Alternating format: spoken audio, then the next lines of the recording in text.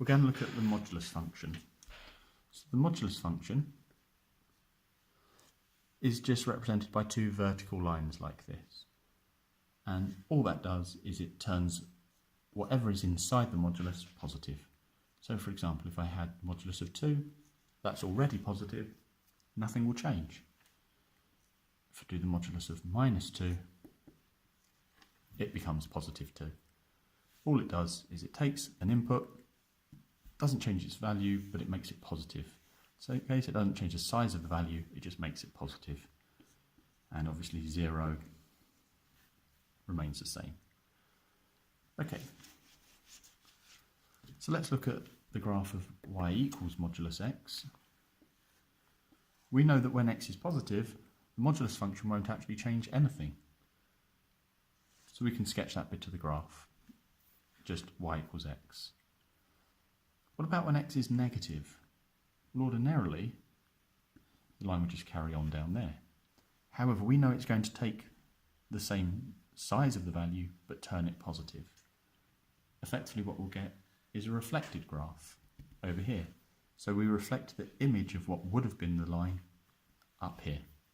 And that will be the graph of y equals modulus x. Okay, let's have a look at a slightly more complicated version of that.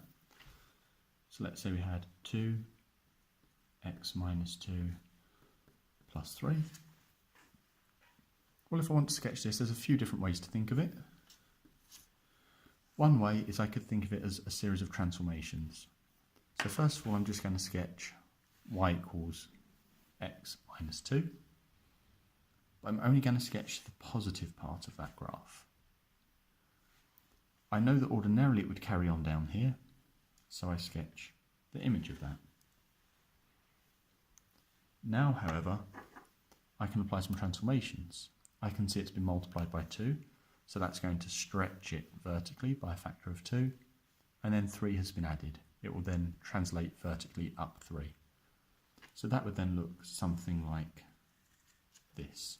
Steeper gradient, and that turning point, or that minimum point, will now be at 2, 3. I can also find my y-intercept by plugging in x is 0 like I usually would. Minus 2 inside a modulus becomes positive 2, times 2 is 4, plus 3 is 7. Another way to consider this graph, let me just get rid of my workings now, would have been comparing it to something like completing the square, where we'd have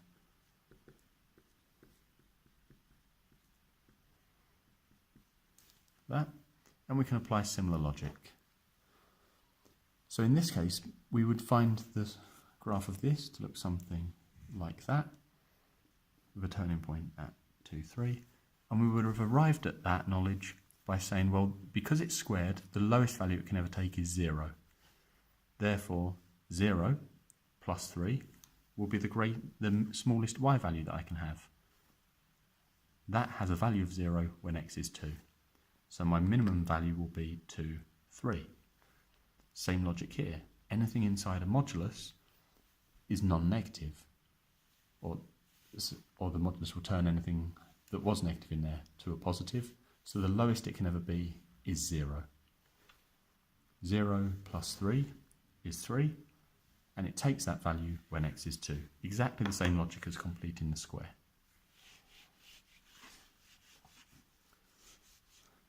Now let's just have a look at a quadratic plugged in here.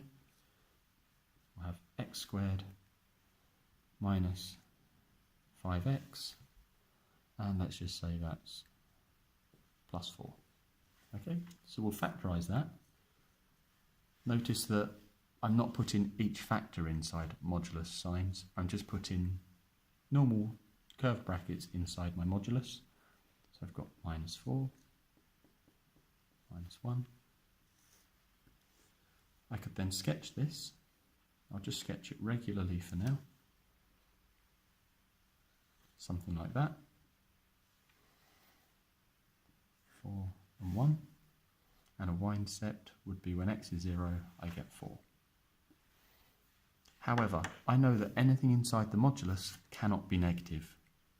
So this region of the graph should not exist. What I'll see is the reflection of that bit of the graph. Okay? Remember, it just takes what would have been negative values and turns them positive if they're inside the modulus. Okay, and that's how we can sketch modulus functions.